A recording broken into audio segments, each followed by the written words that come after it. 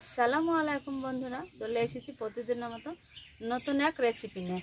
আপনারা দেখছেন গ্রামের মেয়ে রানো ইউটিউব চ্যানেল। আমার এই ছোট্ট চ্যানেলে তোমাদেরকে অনেক অনেক স্বাগত জানিয়ে আজকের রেসিপি শুরু করছি বন্ধুরা।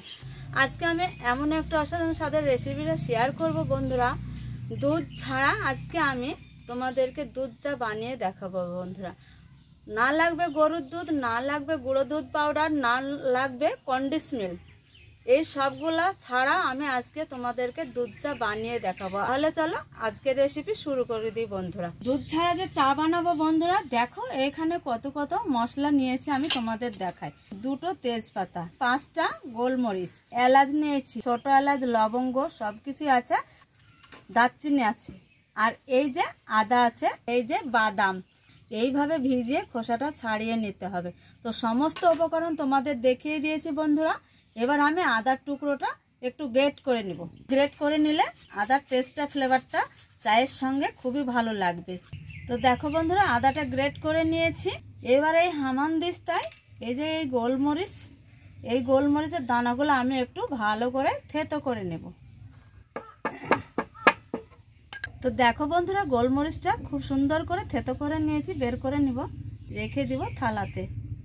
এই যে সাইডে যে মশলাগুলো আছে এইগুলো একটু করে হামানদিস্তায় ফাটিয়ে নিব। মুখটা ফাটিয়ে থেতো করে নিয়েছি।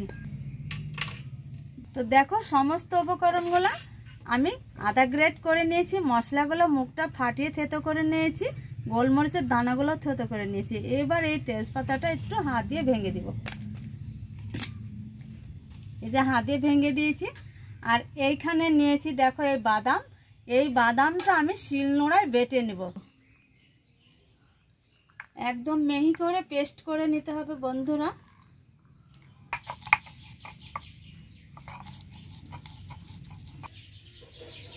তো বন্ধুরা দেখো, একদম মিহি করে পেস্ট করে নিতে হবে। এইভাবে যত মিহি করে পেস্ট করে নিবে তত চাটা টেস্টি হবে বন্ধুরা। এটা খুব সুন্দর করে মিহি করে বেটে নিয়েছি।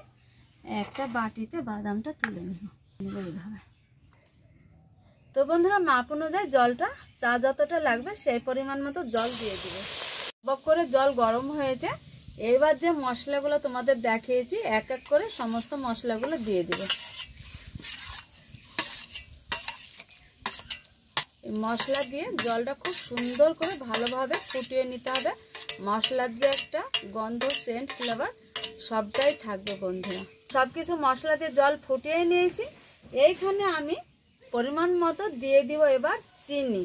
তোমরা চিনিটা সুগার থাকলে স্কিপ করতে পারো বন্ধুরা, না দিলেও হবে, কিন্তু এখানে এবার আমি চিনি দিয়ে দিব।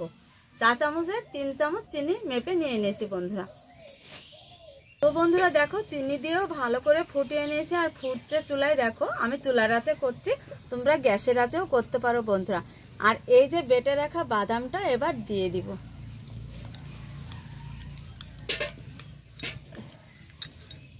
ভাবে ফুটিয়ে নিব। বাদাম দেওয়ার পর এইভাবে দেখো বন্ধুরা, বাদাম বেটে তোমরা দিলে দেখবে একদম দুধের মতো হয়ে যাবে। তো দেখো দুধের মতো হয়েছে। এবার এটা ফুটিয়ে নেব খুব ভালো করে।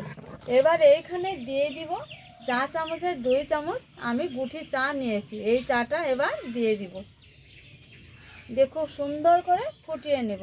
দেখো বন্ধুরা, একদম দুধের চা আজকে বানিয়েছি। দেখো দুধ ছাড়া, গরুর দুধ ছাড়া, গুঁড়ো পাউডার ছাড়া, কন্ডেন্স মিল্ক ছাড়াও আজকে দেখো দুধের চা বানিয়েছি। আর চায়ের কালারটা দেখো কতটা সুন্দর, দারুণ লাগছে, একদম দুধ চায়ের মতোই হয়েছে বন্ধুরা। তো এবার চাটা ছেঁকে নেব, চলো যাই। ছেঁকে নেব ডবল করে।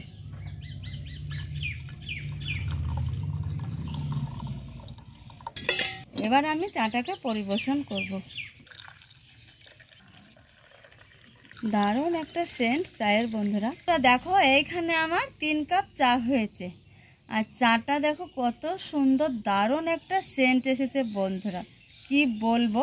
এইভাবে একবার হলেও অন্তত তোমরা চাটা বানিয়ে শুধু খেয়ে তারপর আমাকে কমেন্টে জানাবে যে কেমন স্বাদ হয়েছে।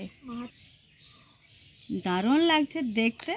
তাহলে আজকের ভিডিও তোমাদের কেমন লেগেছে অবশ্যই কমেন্ট করে জানাবে। লাইক কমেন্ট শেয়ার করবে।